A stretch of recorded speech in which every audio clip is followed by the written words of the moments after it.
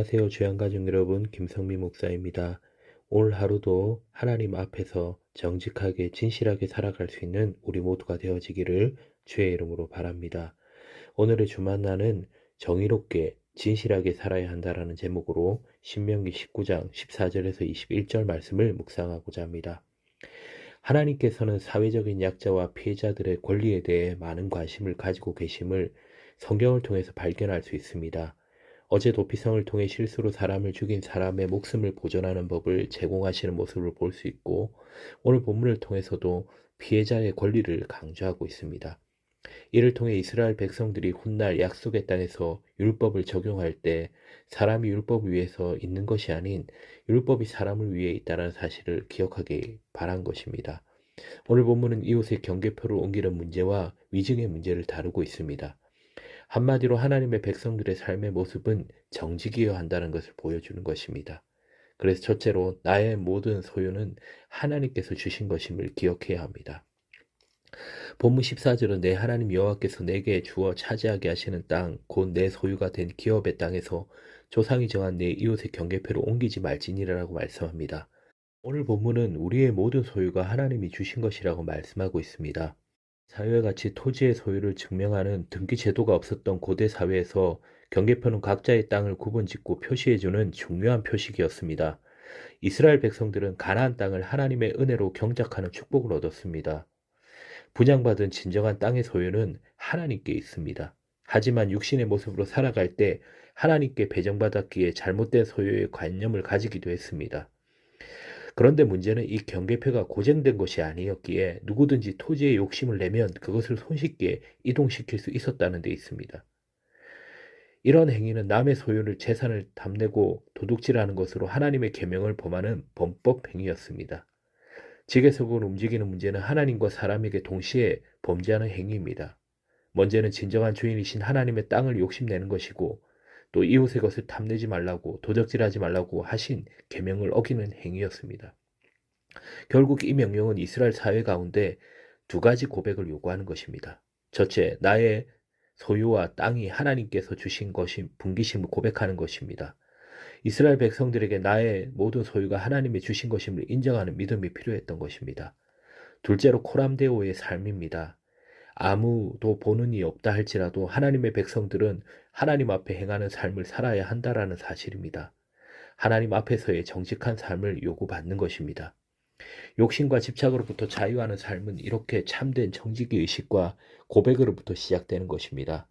탐욕은 하나님이 모든 것의 주인 되심을 잊어버린 결과입니다. 만물이 주에게서 나오고 주로 말미암고 또 주에게로 돌아감을 인정하는 삶, 이것이 우리의 소유로 하나님께 영광 돌리고 주의 뜻대로 사는 것임을 기억하시기 바랍니다. 그래야해서 오늘 이 하루, 이번 한 주간 또 내게 주어진 모든 것이 하나님이 주신 것임을 기억하고 모든 성도가 참된 성직의 의식을 가지고 살아가기를 주의 이름으로 바랍니다. 둘째로 하나님은 정의를 사랑하고 거짓을 미워하십니다.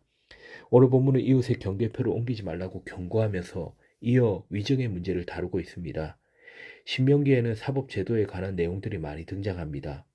물론 현대 재판에서는 CCTV나 블랙박스와 같은 기술의 도움을 받을 수 있지만 고대에서는 이런 기기들이 없었기 때문에 오로지 증인의 증언에 기대어 판결할 수밖에 없었습니다. 그런데 문제는 사람이 악의를 가지고 거짓 증언하면 언제든지 재판의 결과에 큰 영향을 미칠 수가 있었던 것입니다. 오늘 본문은 증인이 개입된 이러한 재판 사건에 신중함을 가지라고 말씀합니다. 이것은 결국 잘못된 재판으로 인해 피해를 보는 억울한 사람이 생겨나지 않도록 주의하라는 하나님의 배려, 하나님의 조치인 것입니다. 즉 재판의 공정을 기하기 위한 증인 제도로 유죄를 성립하기 위해서 반드시 두세 사람의 증인으로 세울 것과 위증한 자는 엄격한 동해보복법을 적용하라는 규례로 이루어져 있습니다. 이는 곧 이웃을 해하는 거짓 증언하지 말라는 제9교명과 매우 밀접한 관계를 맺고 있습니다. 한편 구약 이스라엘 사회는 오늘과 같이 검증된 결과에 의해 재판하기보다는 대개 증인의 증인에 의존하여 재판을 진행했는데 대체적으로 증인과 고발자가 동일히 일었습니다. 따라서 증인이 위증할 경우에는 무고한 사람이 형벌을 당하게 되는 위험이 컸다라는 것입니다. 바로 이러한 불합리함을 방지하기 위해 재판을 진행할 때는 반드시 최소한 2명 이상의 증인을 세워서 서로의 증인이 일치할 때만 판결을 내릴 수 있도록 했습니다. 그리고 위증자에게는 그에 해당하는 형벌을 받게 함으로써 가능성을 사전에 예방하였습니다. 여러분, 악한 의도를 가지고 있거나 지나치게 자기 유익을 구하는 자들은 반드시 무고한 자들을 공경에 빠뜨립니다. 그들을 억울하게 하는 일들을 행하게 됩니다. 이들의 입에는 저주와 계율과 포악이 충만하고 그 혀 밑에는 잔해와 죄악을 머금고 있습니다. 그러나 하나님은 모든 사람의 행위를 선악간에 판단하시고 심판하십니다.